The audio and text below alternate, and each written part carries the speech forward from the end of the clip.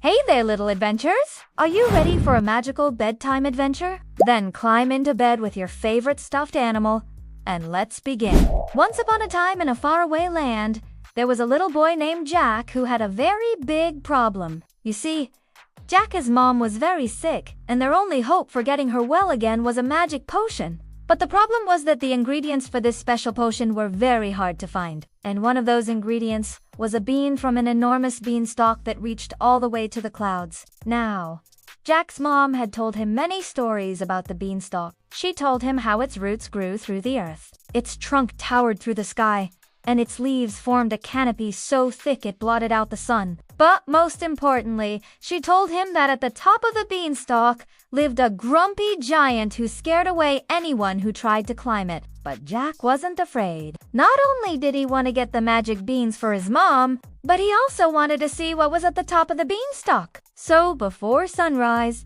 Jack put on his bravest face, grabbed a ladder, and set off to find the beanstalk. After walking for a while, Jack came to a clearing in the forest, and there in the middle was the beanstalk. Its roots were thicker than trees, and its trunk was as tall as a mountain. At the bottom, there was a small opening, just big enough for someone like Jack to crawl through. Taking a deep breath, Jack climbed inside the beanstalk. It was dark and dusty, and the air smelled like old wood and damp leaves. But after what felt like hours, the tunnel opened up into a small room, and when Jack's eyes adjusted to the light, he couldn't believe what he saw. The room was made entirely of gold. There were gold coins piled everywhere, and the walls and ceiling were covered in intricate gold designs. In the middle of the room stood a giant safe, and on top of the safe sat a single bean. It was bigger than Jack's head, and as he reached out to touch it, the bean began to glow.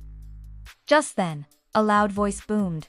"Who's there?" Jack jumped and turned around to see a giant, hairy man with 6 arms and a beard made of vines. Startled, Jack could only squeak, I'm Jack." The giant narrowed his eyes and asked, "What are you doing in my treasure room?" Jack explained about his mom's illness and how the magic bean was the only hope for saving her. He also told him about how his mom had told him stories of the giant and how he'd hoped to see the giant's wonderful garden at the top of the beanstalk. The giant thought for a moment, stroking his beard. Then he said, "I do unlike it when people come into my treasure room and try to steal my stuff. But since you're such a brave little guy, I'll make you a deal. If you can answer one of my riddles, I'll let you have the bean." Jack agreed, and the giant asked, "What has an eye but cannot see?" Before Jack could answer, another voice called out, "I know the answer! It's a needle." Startled, Jack and the giant turned around to see a beautiful woman with long flowing hair and kind eyes. She explained that she was the spirit of the beanstalk and that she'd been watching Jack. She told him that she knew he had a kind heart and that he would use the bean to help his mother. Then she turned to the giant and said, "You are right. A needle has an eye but cannot see, but Jack has shown great bravery and kindness, and I think he deserves the bean." The giant grumbled, but seeing that Jack had such good intentions, he finally agreed to let him have the bean. And so Jack climbed back down the beanstalk, raced home, and gave the bean to his mom.